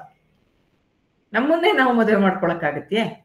ಬೇರೆ ವ್ಯಕ್ತಿಯನ್ನ ಮದುವೆ ಮಾಡ್ಕೊಂಡಿರ್ತೀವಿ. ಅವ್ರ ಪೇಪರ್ ಆದ್ರೆ ನಾವು ಪೆನ್ಸಿಲ್ಲು, ಅವ್ರ ಕಬ್ಬಣ ಆದ್ರೆ ನಾವು ಚಿನ್ನ, ಅಥವಾ ನಾವು ಚಿನ್ನ ಆದ್ರೆ ಅವರು ಬೆಳ್ಳಿನೋ ಅಥವಾ ವಜ್ರ ವೈಡೂರ್ಯನೋ ಬೇರೆ ಮೆಟಲ್ಲು. ಬದಲಾಯಿಸಲು ಪ್ರಯತ್ನ ಮಾಡಿದಾಗ ಸಂಸಾರ ಹಾಳಾಗುತ್ತೆ. ಇರುವ ವ್ಯಕ್ತಿಯನ್ನು ಇರುವ ಹಾಗೆ ಸ್ವೀಕರಿಸಿದಾಗ ಸಂಸಾರ ಚೆನ್ನಾಗಾಗುತ್ತೆ. ಈ ಮದುವೆ ವಿಷಯದಲ್ಲಿ ನಾನು ಯಾವಾಗ್ಲೂ ಹೇಳ್ತಾ ಇರ್ತೀನಿ, ವ್ಯಾಲ್ಯೂ ಅಡಿಷನ್ಸ್ ಅಂತ, ಲೈಫಲ್ಲಿ ವ್ಯಾಲ್ಯೂ ಅಡಿಷನ್ಸ್ ಅಂತ ಹೇಳ್ತೀವಿ. ಮದುವೆಯಿಂದ ನಮ್ಗೆ ವ್ಯಾಲ್ಯೂ ಅಡಿಷನ್ಸ್ ಆಗುತ್ತಾ ಅಂತಂದ್ರೆ ಇನ್ ಎ ವೇ ಎಸ್. ಆದ್ರೆ ಎಷ್ಟು ಪರ್ಸೆಂಟ್ ಅಂತಂದ್ರೆ ಒಂದು 10-20% ಮಾತ್ರ. ಅದಕ್ಕೆ ಮೇಲೆ ವ್ಯಾಲ್ಯೂ ಅಡಿಷನ್ಸ್ ಆಗಲ್ಲ. ವಿವಾಹ ಖಂಡಿತ ಜೀವನವಲ್ಲ, ವಿವಾಹ ಜೀವನದ ಒಂದು ಭಾಗ ಮಾತ್ರ. ವಿವಾಹದಲ್ಲಿ ಏರುಪೇರಾದಾಗ ನಮ್ಮ ಬೇರೆಯ ವಿವಾಹದ ವಿವಿಧ ಆಯಾಮಗಳಲ್ಲಿ ನಮ್ಮ ಒಂದು ವರ್ತ್ ಏನಿರುತ್ತೆ, ವ್ಯಾಲ್ಯೂ ಏನಿರುತ್ತೆ, ಅದನ್ನ ನಾವು ಕಳ್ಕೊಳ್ಬಾರ್ದು. ಇಲ್ಲಿ ಸ್ವಲ್ಪ ಟುಸ್ ಆಗ್ಬೋದು, ಅಥವಾ ಮೇಲ್ ಹೋಗ್ಬೋದು, ಚೆನ್ನಾಗಿರ್ಬೋದು, ಏನಾದ್ರೂ ಆಗ್ಬಹುದು. ಈ 10%ನೋ 20%ನೋ ನಾವು ಕಳ್ಕೊಂಡ್ವಿ ಅಂತ ಬೇರೆ ಫ್ಯಾಕ್ಟರ್ಸ್ ನಲ್ಲೂ ಸಹ ಅದರ ಇಂಪ್ಯಾಕ್ಟ್ ಅನ್ನು ತಗೊಂಡು ಎಲ್ಲ ಕಡೆಗೂ ನಾವು ಕುಸಿದು ಬಿಡಬಾರ್ದು. ಹಾಗಾಗಬಾರ್ದು ಅಂತಂದ್ರೆ ನಾವೇನ್ ಮಾಡ್ಬೇಕು ಅಂತಂದ್ರೆ, ವಿವಾಹಕ್ಕೆ ಎಷ್ಟು ಬೆಲೆಯನ್ನು ಕೊಡ್ಬೇಕೋ ಅಷ್ಟು ಬೆಲೆಯನ್ನು ಕೊಡಿ, ನೀವು ಚಿಂತೆ ಇಲ್ಲ, 100ಕ್ಕೆ 100 ಭಾಗವನ್ನು ಕೊಡಿ. ಆದ್ರೆ ನಿಮ್ಮ ಇಡೀ ಜೀವನವೇ ವಿವಾಹದ ಸುತ್ತೋ ಹಾಗಿದ್ರೆ ನಿಮ್ಮ ಜೀವನದಲ್ಲಿ ವಿವಾಹವನ್ನು ಬಿಟ್ಟು ಬೇರೆ ಆಯಾಮಗಳು ಇದೆ ಅಂತಕ್ಕಂಥದ್ದನ್ನ ನೀವು ತಿಳ್ಕೊಳ್ಬೇಕು. Individually you are a human being. Incidentally ನಮ್ಗೊಬ್ಬ ಪಾರ್ಟ್ನರ್ ಸಿಕ್ಕಿರ್ತಾರೆ, ಅವರು ಗಂಡ ಆಗಿರ್ಬೋದು ಅಥವಾ ಹೆಂಡತಿ ಆಗಿರ್ಬೋದು. Let us be respectful to each other. ಒಬ್ಬರಿಗೊಬ್ರು ನಾವು ಗೌರವವನ್ನು ಕೊಡೋಣ. ಈಗ ನೋಡಿ, ಮ್ಯಾರೇಜ್ ಅಲ್ಲಿ ಕೆಲವು ವಿಷಯಗಳೆಲ್ಲ ಯಾಕೆ 20% 10% ಅಂತ ಮಾತಾಡ್ತಾ ಇದ್ದೀನಿ ಅಂದ್ರೆ ಇದನ್ನ ತಪ್ಪಾಗಿ ತಗೊಳ್ಬಾರ್ದು. ಅಂದ್ರೆ ನೀವು 100ಕ್ಕೆ 100 ಅದಕ್ಕೆ ನೀವು ಮಾರ್ಕನ್ನು ಹಾಕೋದ್ರು ನಂದೇನು ಅಭ್ಯಂತರ ಏನಿಲ್ಲ, ತುಂಬಾ ಸಂತೋಷನೇ. ಆದ್ರೆ ಅದೇ ಎಲ್ಲ ಅಂತ ತಗೊಂಡಾಗ ಏನಾದ್ರೂ ಒಂದು ಸಣ್ಣ ಸಣ್ಣ ಏರುಪೇರುಗಳಾದಾಗ್ಲೂ ಸಹ ಶಾಕ್ ಹೊರಟೋಗ್ತಾರೆ. ಮದುವೆಯಿಂದ ಹೀಗಾಯ್ತು ಅಂತ. ಹೈಲಿ ಕ್ವಾಲಿಫೈಡ್ ಪರ್ಸನ್ಸ್ ಮದುವೆಯಲ್ಲಿ ಏನೋ ಒಂದು ಏರುಪೇರುಗಳಾದಾಗ ಟುಸ್ ಆಗ್ಬಿಟ್ಟು ಪ್ರೊಫೆಷನಲಿನೂ ಕೆಳಗಡೆ ಬಿದ್ದು ಹೋಗ್ಬಿಡ್ತಾರೆ. ಅವ್ರ ತಂದೆ ತಾಯಿ ಹತ್ರನೂ ಅವ್ರು ಸರಿಯಾಗಿರೋದಿಲ್ಲ, ಅವರ ಸುತ್ತಲಿನ ವ್ಯಕ್ತಿಗಳ ಜೊತೆಗೂ ಸರಿಯಾಗಿರೋದಿಲ್ಲ. ಹೀಗಾಗಿ ನೀವು ಇಂಪ್ಯಾಕ್ಟ್ಸ್ ಅಂತ ಹೇಳ್ತೀವಿ. ಆ ಇಂಪ್ಯಾಕ್ಟ್ಸ್ ಎಷ್ಟರ ಮಟ್ಟಿಗೆ ಆಗುತ್ತೆ ಅಂತಂದ್ರೆ, ನೀವು ಈ ಕಡೆ ಎಷ್ಟು ಮಹತ್ವವನ್ನ ಕೊಟ್ಟಿರ್ತೀರೋ ಅದಕ್ಕೆ ತಕ್ಕ ಹಾಗಾಗುತ್ತೆ. ಹಾಗೆ ಅಂತ ಮದುವೆಯನ್ನು ತಳ್ಳಿ ಹಾಕ್ಬಿಡಿ, ಅದಕ್ಕೆ ವ್ಯಾಲ್ಯೂನೇ ಇಲ್ಲ ಅಂತಾನೂ ಹೇಳೋದಿಲ್ಲ. ಮದುವೆ ವಿಷಯದಲ್ಲಿ ನೋಡಿದ್ರೆ 20% ನಾನ್ ನೆಗೋಷಿಯಬಲ್. ಅಂದ್ರೆ ಸುಳ್ಳು ಹೇಳದೆ ಮದುವೆ ಆಗಿರ್ತಕ್ಕಂಥ ಮದುವೆಗಳಲ್ಲಿ ಏನಾಗಿರುತ್ತೆ ಅಂತಂದ್ರೆ, ನಾನು ಇಂಥ ಜಾತಿಯವಳು, ಅವನಂಥ ಜಾತಿಯವನು ಗೊತ್ತಿರುತ್ತೆ ನಮ್ಮ ಮೊದಲೇನೆ, ನನಗಿಷ್ಟು ವರ್ಷ ವಯಸ್ಸು, ಸುಳ್ಳು ಹೇಳದೆ ಮದುವೆ ಆಗಿರೋಂಥ ಕೇಸ್ಗಳಲ್ಲಿ ಮಾತ್ರ ನಾನು ಹೇಳ್ತಾ ಇರ್ತೇನೆ. ಅವನಿಗಿಷ್ಟು ವರ್ಷ ವಯಸ್ಸು, ನಂದು ಇದು ಎಜುಕೇಶನಲ್ ಕ್ವಾಲಿಫಿಕೇಶನ್, ಅವನದು ಇದು ಎಜುಕೇಶನಲ್ ಕ್ವಾಲಿಫಿಕೇಶನ್ನು, ನಾನು ಕುಳ್ಳಕ್ಕಿದ್ದೀನಿ, ದಪ್ಪಕ್ಕಿದ್ದೀನಿ, ಕನ್ನಡಕ ಹಾಕೋತೀನಿ, ನನಗೆ BP ಇದೆ, ಶುಗರ್ ಇದೆ, ಅವನಿಗಿದಿದೆ, ಅದಿದೆ, ಏನೇನು ಹೇಳಿರ್ತೀವೋ ಅದೆಲ್ಲ ಹೇಳಿರ್ತೀವಿ. ಸೊ 20% ನನಗಿಷ್ಟು ಸಂಬಳ, ಅವನಿಗಿಷ್ಟು ಸಂಬಳ, ನಮ್ಮ ಅಪ್ಪ ಅಮ್ಮ ಇದ್ದಾರೆ, ನಮ್ಮ ಅಪ್ಪ ಅಮ್ಮ ಇಲ್ಲ, ಎಲ್ಲ ಗೊತ್ತಾಗಿರುತ್ತೆ. So 20% non negotiable. ಅದೇನು ಅದನ್ನ ಹಾಗೆ ಒಪ್ಕೊಂಡೇ ಮದುವೆ ಆಗ್ಬಿಟ್ಟಿರ್ತೀವಿ. ಇನ್ನು 20% ಹೇಗೆ ಅಂತಂದ್ರೆ ಸ್ಟ್ರಾಂಗ್ ಲೈಕ್ಸ್ ಅಂಡ್ ಡಿಸ್ಲೈಕ್ಸ್. ನಾನು ಪ್ಯೂರ್ ವೆಜಿಟೇರಿಯನ್, ನಾನು ಚಿಕನ್ ತಿನ್ನೋದಿಲ್ಲ, ನನ್ನ ಗಂಡನ ಚಿಕನ್ ತಿನ್ಲೇಬೇಕು, ಚಿಕನ್ ತಿಂದೇ ಇದ್ರೆ ಅವನು ಊಟನೇ ಮಾಡೋದಿಲ್ಲ. ಅವನು ಚಿಕನ್ ತಿಂತಾನೆ, ದೇವ್ರ ಪೂಜೆಯನ್ನ ದಿನ 4 ಸಲ ಮಾಡ್ತಾನೆ. ನಾನು ಚಿಕನ್ ತಿನ್ನೋದಿಲ್ಲ, ಆದ್ರೆ ದೇವ್ರ ಮನೆ ಒಳಗೇನೆ ಹೋಗೋದಿಲ್ಲ. ನಂಗೆ ದೇವ್ರ ಮನೆ ಒಳಗಡೆ ಹೋಗ್ಬೇಕು ಅಂದ್ರೆ ನನಗಾಗೋದಿಲ್ಲ. Extreme likes and dislikes, strong likes and dislikes ಅಂತ ಹೇಳ್ತೀವಿ. ನಾನು ಇದನ್ನು ಉದಾಹರಣೆಗೆ ಮಾತ್ರ ಕೊಡ್ತಾ ಇರೋದು. ಇದನ್ನ ನೀವು ರೈಟ್ ಅಂಡ್ ರಾಂಗ್ ಅಂತ ತಿಳ್ಕೊಳ್ತಾ ಹೋದ್ರೆ ಏನಾಗುತ್ತೆ ಅಂತಂದ್ರೆ, ಅಲ್ಲಿ ನಮ್ಮ ವಿವಾಹ ಮತ್ತೆ ಕೆಳಗೆ ಬಿಟ್ಬಿಡತ್ತೆ. ಈ ಸ್ಟ್ರಾಂಗ್ ಲೈಕ್ಸ್ ಅಂಡ್ ಡಿಸ್ಲೈಕ್ಸ್ ನ ಬದಲಾವಣೆ ಮಾಡ್ಲಿಕ್ಕೆ ಹೋಗ್ಲೇಬಾರ್ದು. ನನಗೆ ನಮ್ಮ ಯಜಮಾನ್ರ ತಮ್ಮನ್ ಕಂಡ್ರೆ ಆಗೋದಿಲ್ಲ, ಅವ್ರಿಗೆ ಅವ್ರ ತಮ್ಮನ್ ಕಂಡ್ರೆ ತುಂಬಾ ಪ್ರೀತಿ ಇರುತ್ತೆ. ನಮ್ಮ ಯಜಮಾನ್ರಿಗೆ ನಮ್ಮ ಚಿಕ್ಕಮ್ಮನ್ ಕಂಡ್ರೆ ಆಗೋದಿಲ್ಲ, ನನಗೆ ನಮ್ಮ ಚಿಕ್ಕಮ್ಮನ ಮೇಲೆ ವಿಪರೀತವಾದ ಪ್ರೀತಿ ಇರುತ್ತೆ. ನಾನು ಅವ್ರನ್ನ ಬಿಟ್ಕೊಡಲ್ಲ, ಅವರು ಅವ್ರ ತಮ್ಮನನ್ನ ಬಿಟ್ಕೊಡೋದಿಲ್ಲ. ಸ್ಟ್ರಾಂಗ್ ಲೈಕ್ಸ್ ಅಂಡ್ ಡಿಸ್ಲೈಕ್ಸ್, ನನಗೆ ಅವ್ರನ್ನ ಕಂಡ್ರೆ ಆಗೋದಿಲ್ಲ, ಇವ್ರನ್ನ ಕಂಡ್ರೆ ಆಗೋದಿಲ್ಲ. ಈ ಸ್ಟ್ರಾಂಗ್ ಲೈಕ್ಸ್ ಅಂಡ್ ಡಿಸ್ಲೈಕ್ಸ್ ನ ಅಲ್ಲಲ್ಲೇ ಅರ್ಥ ಮಾಡ್ಕೊಳ್ಬೇಕು. ಸ್ಟ್ರಾಂಗ್ ಲೈಕ್ಸ್ ಅಂಡ್ ಡಿಸ್ಲೈಕ್ಸ್ ನ ಅರ್ಥ ಮಾಡಿಕೊಂಡು ಆ ಏರಿಯಾಸ್ಗೆ ನಾವು ಹೋಗ್ಬಾರ್ದು. ಇದೇ ಪರಿಹಾರ ಇರ್ತಕ್ಕಂಥದ್ದು. ಯಾವುದು ನಮ್ಮ ಪಾರ್ಟ್ನರ್ಗೆ ತುಂಬಾ ಇಷ್ಟವೋ, ಯಾವುದ್ರಲ್ಲಿ ಅವರು ಬದಲಾವಣೆಗೆ ಸಿದ್ಧ ಇಲ್ಲವೋ ಅಂತ ಒಂದು ಏರಿಯಾಸ್ ನಲ್ಲಿ ಪ್ರಯತ್ನ ಮಾಡಬೇಡಿ ಅಂತ ನಾನು ಹೇಳಲ್ಲ.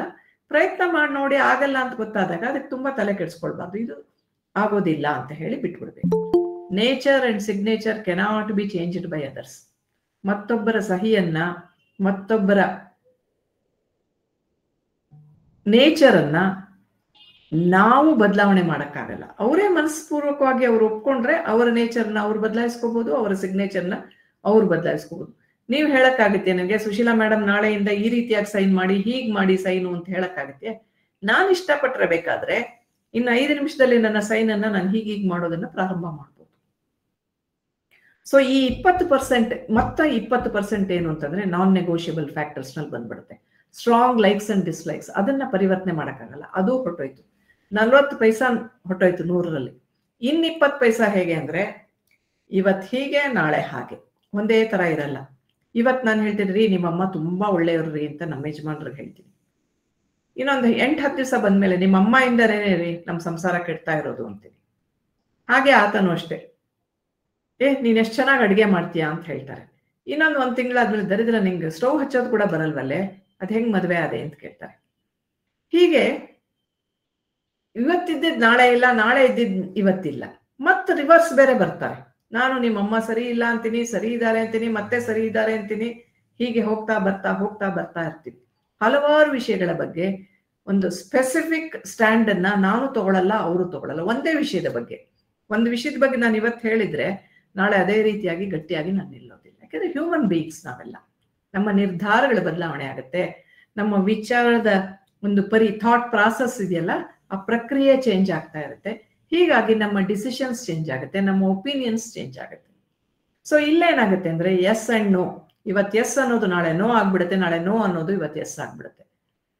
ನಿಮ್ ಅಕ್ಕನ ಮಗನ್ ಕರ್ಕೊಂಡ್ಬಂದ್ ನಮ್ಮನೇನಲ್ಲೇ ಇಟ್ಕೊಳ್ರಿ ಅಂತ ಹೇಳ್ತೀನಿ. ಅವ್ನ್ ಬಂದ್ 10 ತಿಂಗಳಾಗಿರಲ್ಲ, ರೀ ಅವನನ್ನ ಕಳಿಸ್ಬಿಡಿ ಅವ್ರ ಮನೆಗೆ, ನಮ್ಮ ಮನೇನಲ್ಲಿ ಅವನಿರೋದು ಬೇಡ ಅಂತೀವಿ. ಎಸ್ ಅಂದಿದ್ದು ನಾವೇ, ನೋ ಅಂದಿದ್ದು ನಾವೇ. ಕಳ್ಸಿದ್ರಾ ಇನ್ನೊಂದ್ 2 ತಿಂಗಳಿಗೆ ರೀ ವಾಪಸ್ ಕರ್ಕೊಂಡ್ಬನ್ರಿ, ನಮ್ಮ ಮನೆಯಲ್ಲೇ ಇರ್ಲಿ, ಇಲ್ದ್ರೆ ನಂಗೆ ಕೆಟ್ಟ ಹೆಸರು ಬರುತ್ತೆ. ಎಸ್ ಅಂತೀವಿ. ಎಸ್ ನೋ ಎಸ್, ಅವನಿಗೂ ತಲೆ ಕೆಡುತ್ತೆ, ನನಗೂ ತಲೆ ಕೆಡುತ್ತೆ. ಇಲ್ಲೂ ಸಹ ಈ 20% ನಾವೇನ್ ಹೇಳ್ತೀವಿ ಅಂತಂದ್ರೆ ನೀವು ಕದಲ್ಸಕ್ ಹೋಗ್ಬಾರ್ದು ಅಂತೀವಿ. ಅದಾಗುತ್ತೆ, ಅದನ್ನ ನಾವು ಒಪ್ಕೊಳ್ಬೇಕು. Because we are all human beings. ನಾವು ಡಿಫ್ರೆಂಟ್ಲಿ ನಾವು ಯೋಚನೆ ಮಾಡ್ತೀವಿ. ಹೀಗಾಗಿ 60 ಪೈಸಾ ಹೊರಟೋಗುತ್ತೆ, ಇನ್ನು ಉಳಿದಿರೋದು 40 ಪೈಸಾ ಮಾತ್ರ 100ರಲ್ಲಿ. ಫಸ್ಟ್ 20 ನಾನ್ ನೆಗೋಷಿಯಬಲ್, ನೋಡಿ ಗೊತ್ತಾಗಿ ತಿಳ್ಕೊಂಡು ಮದುವೆ ಆಗಿರ್ತೀವಿ. 20 ಸ್ಟ್ರಾಂಗ್ ಲೈಕ್ಸ್ ಅಂಡ್ ಡಿಸ್ಲೈಕ್ಸ್, ಕೈ ಹಾಕಬಾರ್ದು. 20 ಇವತ್ತು ಎಸ್ಸು ನಾಳೆನೋ, ಮತ್ತೆ ಎಸ್ಸು ಮತ್ತೆನೋ, ಹಿಂಗೆ ಹೋಗ್ತಾ ಇರುತ್ತೆ. ಇನ್ನು ಉಳಿದಿರುವ 40% ಅಲ್ಲಿ ಒಂದು 10ರಿಂದ 15% ನೆಟ್ಗಿದ್ರೆ ಅಬ್ಬಾ ಎಂತ ಒಳ್ಳೆ ಗಂಡ ಹೆಂಡ್ತಿನಪ್ಪ ಅಂತ ಹೇಳ್ತಾರೆ ಜನ. ನಮ್ದೆಲ್ಲ ಆ ಕ್ಯಾಟಗರಿಗೆ ಬಿದ್ದಿರೋದೆ. ನಾವು ಏನು ತುಂಬಾ ಇವಾಗ ಯಾರು ಸುಶೀಲಾ ಮೇಡಮ್ ಅವ್ರ ಹಸ್ಬೆಂಡ್ ತುಂಬಾ ಚೆನ್ನಾಗಿದ್ದಾರೆ ಅಂತಂದ್ರೆ ನಾವು ಈ 40 ಪೈಸಾನಲ್ಲಿ ಒಂದು 10ರಿಂದ 15 ಮಾರ್ಕ್ ತಗೊಂಡಿರ್ತೀವಿ ಅಷ್ಟೇ ಜೀವನದಲ್ಲಿ. ಇಂಪ್ರೂವ್ ಮಾಡ್ಕೊಳ್ತಾ ಹೋಗ್ತೀವಿ. ನಮ್ಮ ಸಂಗಾತಿಯನ್ನು ನಾವು ಹೇಗೆ ಅರ್ಥ ಮಾಡ್ಕೊಳ್ಬೇಕು, ಹೇಗೆ ನಮ್ಮ ರಿಲೇಶನ್ಶಿಪ್ ಟಾಕ್ಸಿಕ್ ರಿಲೇಶನ್ಶಿಪ್ ಆಗದೆ ಇರೋ ಹಾಗೆ ನಾವೇನ್ ಮಾಡ್ಬೇಕು ಅಂತಕ್ಕಂಥದ್ದು. ಹೀಗಾಗಿ ವಿವಾಹದ ಸಿದ್ಧತೆಯಲ್ಲಿ ಒಂದು ಮುಖ್ಯವಾದ ಅಂಶ ಏನು ಅಂತಂದ್ರೆ ಆ ವ್ಯಕ್ತಿ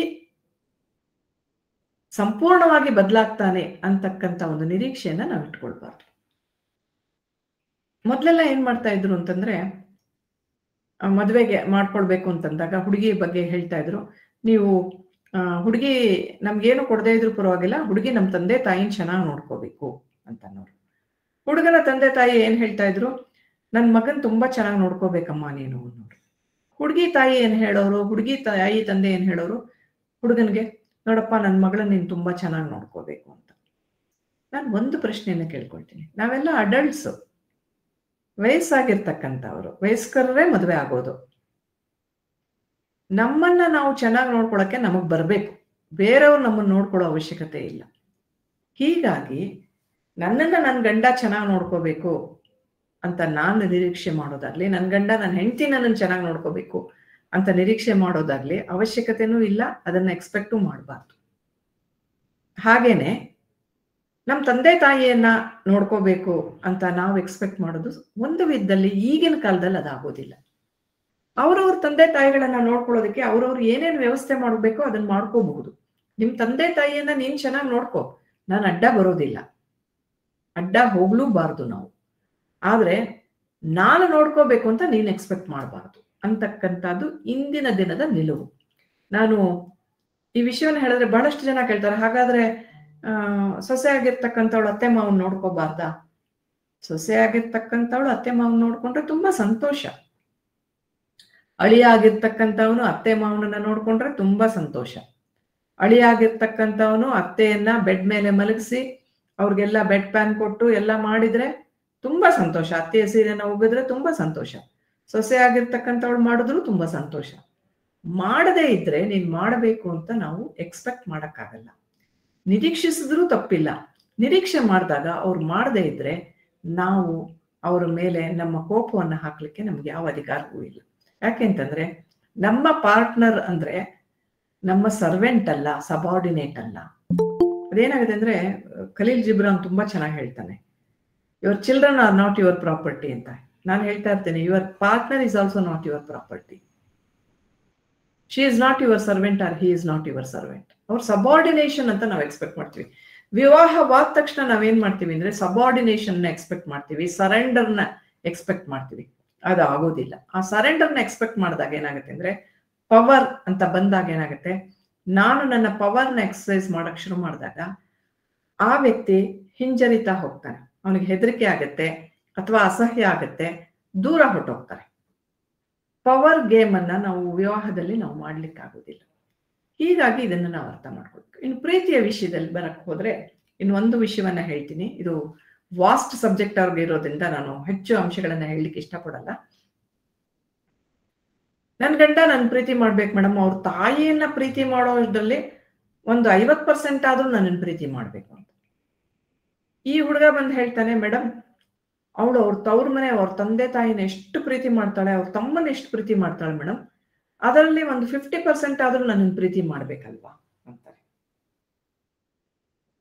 ಪ್ರೀತಿ ಅನ್ನೋದು ಹೇಗೆ ಅಂತಂದ್ರೆ 100% ಅಂತ ಇಟ್ಕೊಂಡ್ರೆ ನಾನು ಯಾವ ವ್ಯಕ್ತಿಯನ್ನಾದ್ರೂ 100% ಪ್ರೀತಿ ಮಾಡ್ಬೋದು, ಯಾವ ವ್ಯಕ್ತಿಯನ್ನಾದ್ರೂ 0% ತಂದು ಹೊರಕ್ ಹಾಕ್ಬಿಡ್ಬೋದು.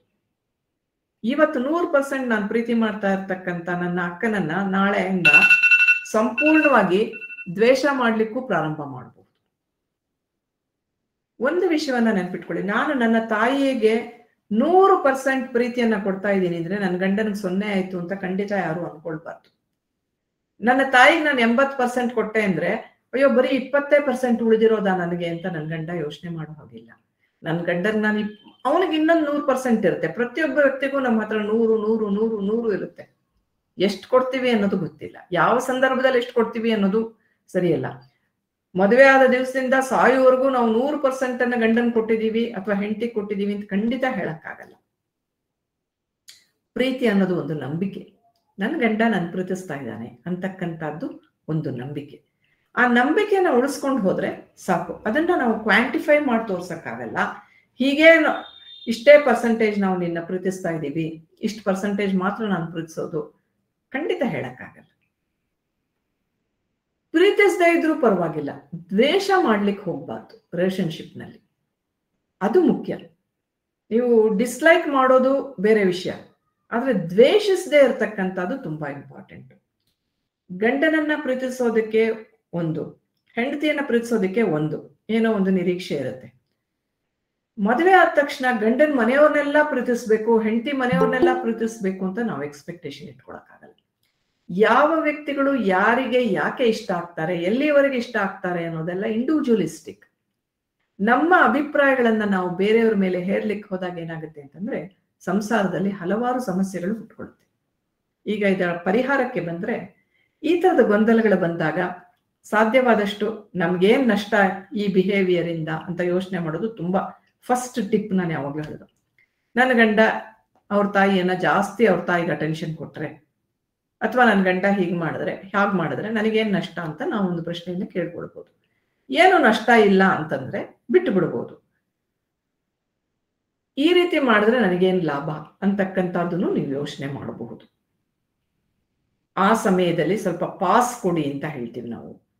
ನಿಮ್ಮನ್ನ ನೀವು ಬೇರೆ ಬೇರೆ ಒಳ್ಳೆಯ ಹವ್ಯಾಸಗಳಿಗೆ ನೀವು ತೊಡಗಿಸ್ಕೊಳ್ಳಿ. ಇವತ್ತು ನಿಮ್ಮ ಹವ್ಯಕ ಸಂಕ್ರಾಂತಿಯ ವಿಚಾರ ಮಾಲಿಕೆ ಬಗ್ಗೆ ನಾನು ತಿಳ್ಕೊಂಡಾಗ ನಂಗೆ ತುಂಬಾ ಖುಷಿ ಆಯ್ತು. ದಿನ ಭಜನೆ ಇದೆ, ಅದ್ಯಾರೋ ಎಷ್ಟು ಚೆನ್ನಾಗಿ ಹಾಡಿದ್ರು. ನೀವು ಈ ರೀತಿಯಾದ ಹಲವಾರು ನಿಮ್ಮ ಒಂದು ಮನಸ್ಸನ್ನ ಬೇರೆ ಬೇರೆ ಕಡೆಗೆ ತೊಡಗಿಸಿ, ಸಾಧ್ಯವಾದಷ್ಟು ಫಿಸಿಕಲ್ ಎಕ್ಸರ್ಸೈಸ್ ಮಾಡಿ. ಜಿಮ್ಗೆ ಸೇರ್ಕೊಳ್ಳಿ ಅಂತ ಹೇಳ್ತಾ ಇರ್ತೀನಿ ನಾನು. ಜಿಮ್ ಅಂದ್ರೆ ನಿಮ್ಮ ಮನೆಯ ಹತ್ರ BBMP ಪಾರ್ಕ್ ಇರುತ್ತೆ, ಆ ಪಾರ್ಕ್ಗಳಲ್ಲಿ ಓಪನ್ ಜಿಮ್ ಇರುತ್ತೆ. ದಯವಿಟ್ಟು ಒಂದು ಅರ್ಧ ಗಂಟೆ 1 hour ನಿಮಗೆ ಅಂತ ಒಂದು ಟೈಮ್ ಕೊಡಿ. ಆ ಟೈಮ್ ನಲ್ಲಿ ಹೋಗಿ ನೀವು ಫಿಸಿಕಲ್ ಎಕ್ಸರ್ಸೈಸ್ ಅಲ್ಲಿ ಸ್ವಲ್ಪ ನಿಮ್ಮನ್ನ ನೀವು ತೊಡಗಿಸ್ಕೊಳ್ಳಿ.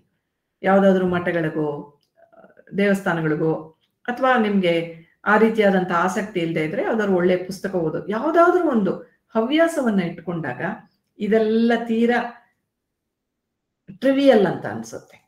ಅದಕ್ಕೆ vital few and trivial many ಅಂತ ಹೇಳ್ತೀವಿ. ಯಾವುದು ಮುಖ್ಯ ಅನ್ನೋದು ಗೊತ್ತಾಗ್ಬೇಕು ಅಂದ್ರೆ, ಯಾವುದು ಮುಖ್ಯ ಅಲ್ಲ ಅಂತಕ್ಕಂಥದ್ದು ಜೀವನದಲ್ಲಿ ಗೊತ್ತಾಗ್ತಾ ಹೋದಾಗ ಇದೆಲ್ಲ ಆಗುತ್ತೆ. ಇದಕ್ಕಿಂತ ತುಂಬಾ ಸ್ಟ್ರೆಸ್ ಆಗ್ತಾ ಇದೆ, ಡಿಪ್ರೆಷನ್ ಹೋಗ್ತಾ ಇದೀವಿ ಅಂತ ಅನಿಸಿದಾಗ ನೀವು ಮ್ಯಾರೇಜ್ ಕೌನ್ಸಿಲರ್ಸ್ ಹತ್ರ ಹೋಗೋದು ತುಂಬಾ ಒಳ್ಳೇದು. ಕೋರ್ಟ್ಗೆ ಹೋಗೋದು, ಪೊಲೀಸ್ ಸ್ಟೇಷನ್ಗೆ ಹೋಗೋದು ಅದೆಲ್ಲ ಮಾಡ್ಲಿಕ್ಕೆ ಬದಲಾಗಿ ವಿವಾಹ ಸಂತಾನಕಾರರ ಹತ್ರ ಹೋದ್ರೆ ನಿಮ್ಗೆ ಕೆಲವು ಟಿಪ್ಸ್ ಅನ್ನ ಅವರು ಸಜೆಸ್ಟ್ ಮಾಡಬಹುದು. ಈ ರೀತಿ ಮಾಡಿ, ಈ ತರ ಮಾಡಿ ಅಂತ ಹೇಳಿ. ಆವಾಗ ಏನಾಗುತ್ತೆ ಅಂತಂದ್ರೆ ನೀವು ಸ್ಟ್ರೆಂಗ್ತನ್ ಆಗಬಹುದು. ನೀವು ಎಷ್ಟು ಜನಕ್ಕೆ ಜೀವನದಲ್ಲಿ ಡೈವೋರ್ಸ್ ಕೊಡ್ಬೋದು? ಕಾನೂನಲ್ಲಿ ಅವಕಾಶ ಇದೆ ಗಂಡನಿಗೆ ಡೈವೋರ್ಸ್ ಕೊಡೋದಕ್ಕೆ ಅಥವಾ ಗಂಡ ಹೆಂಡತಿ ಕೊಡಕ್ಕೆ. ನಾಳೆ ನನ್ನ ಗಂಡನ ನೇಚರ್ನವರೇ ನನಗೆ ಜೀವನದಲ್ಲಿ ಎಷ್ಟು ಜನ ಸಿಗ್ತಾರಲ್ವಾ, ಅದಕ್ಕಿಂತ ಕ್ರೂರಿಗಳು ಸಿಗ್ತಾರೆ, ಅದಕ್ಕಿಂತ ಇನ್ನೂ ಡಿಫ್ರೆಂಟ್ ಆಗಿರ್ತಕ್ಕಂಥವ್ರು ಸಿಗ್ತಾರೆ, ನನ್ನ ಹೆಂಡತಿಗಿಂತ ಡಿಫ್ರೆಂಟ್ ಆಗಿರ್ತಕ್ಕಂಥವ್ರು ಸಿಗ್ತಾರೆ. ಯಾರ್ಯಾರಿಗೆ ನಾವು ಡೈವೋರ್ಸ್ ಕೊಡ್ತಾ ಹೋಗ್ತೀವಿ? ಜೀವನದಲ್ಲಿ ರಿಲೇಶನ್ಶಿಪ್ಸ್ ನ ಹ್ಯಾಂಡಲ್ ಮಾಡೋದನ್ನ ಕಲಿಬೇಕು, ನರ್ಚರ್ ಮಾಡೋದನ್ನ ಕಲಿಬೇಕು, ಚೆರಿಶ್ ಮಾಡ್ಬೇಕು. ನನ್ನ ನಾದ್ನಿ ನೋಡು ಹಿಂಗ್ ಮಾಡಿದ್ಲು, ವಾವ್, ನನ್ ಗಂಡ ನೋಡು ಹೇಗ್ ಮಾಡ್ದ, ವಾವ್. ಆ ಸಂಬಂಧಗಳನ್ನ ನಾವು ಮೆಚ್ಚುಗೆಯನ್ನು ವ್ಯಕ್ತಪಡಿಸ್ಬೇಕು. ಎಲ್ಲೆಲ್ಲಿ ಸರಿ ಹೋಗ್ತಾ ಇಲ್ವೋ ಅಲ್ಲೆಲ್ಲ ಅದನ್ನ ನೆಗ್ಲೆಕ್ಟ್ ಮಾಡೋದನ್ನ ನಾವು ಕಲಿಬೇಕು. ಸಮಸ್ಯೆ ಪರಿಹಾರಕ್ಕೆ ನಮ್ಮಲ್ಲೇ ಹಲವಾರು ಮಾರ್ಗಗಳಿರ್ತವೆ, ಅವುಗಳನ್ನ ನಾವು ಹುಡುಕ್ಬೇಕು. ಸಿಕ್ಕದೇ ಇದ್ದಾಗ ವಿವಾಹ ಸಂಧಾನಕಾರರ ಹತ್ರ ಹೋಗ್ಬೇಕು. ಹಾಗೆ ಒಂದು ಕಿವಿ ಮಾತು ಏನು ಅಂತಂದ್ರೆ, ದೈಹಿಕವಾಗಿ ಯಾರಾದ್ರೂ ನಮ್ಗೆ ಹಲ್ಲೆಯನ್ನ ಮಾಡಿದಾಗ ಆಗ ವಿಧಿನೇ ಇಲ್ಲ, ನಾವು ಪೊಲೀಸ್ ಸ್ಟೇಷನ್ಗೂ ಹೋಗ್ಬೇಕಾಗತ್ತೆ, ಡಾಕ್ಟರ್ ಹತ್ರನೂ ಹೋಗ್ಬೇಕಾಗತ್ತೆ. ಈಗ ನಾಯಿ ಬೆಕ್ಕುಗಳಿಗೆ ನಾವು ಕೆಟ್ಟ ಮಾತುಗಳನ್ನ ಬೈಯೋದಿಕ್ಕೆ ನಮ್ಗೆ ಅಧಿಕಾರ ಇಲ್ಲ ಅಂತ ಇದೆ. ಅಂಥ ಒಂದು ಸಂದರ್ಭದಲ್ಲಿ ನಾಯಿ ಬೆಕ್ಕುಗಳನ್ನು ಹೊಡೆಯಕ್ಕಾಗಲ್ಲ, ಮಕ್ಕಳನ್ನು ಹೊಡೆಯೋದು ಪ್ರಾಹಿಬಿಟೆಡ್. ನೀವು ನಿಮ್ಮ ಸಂಗಾತಿಯ ಮೇಲೆ, ಗಂಡನ ಮೇಲಾಗ್ಲಿ ಹೆಂಡತಿ ಮೇಲಾಗ್ಲಿ, ಕೆಟ್ಟ ಕೆಟ್ಟ ಪದಗಳ ಪ್ರಯೋಗ ಮಾಡೋದಕ್ಕೆ ನಿಮ್ಗೆ ಅಧಿಕಾರ ಇಲ್ಲ.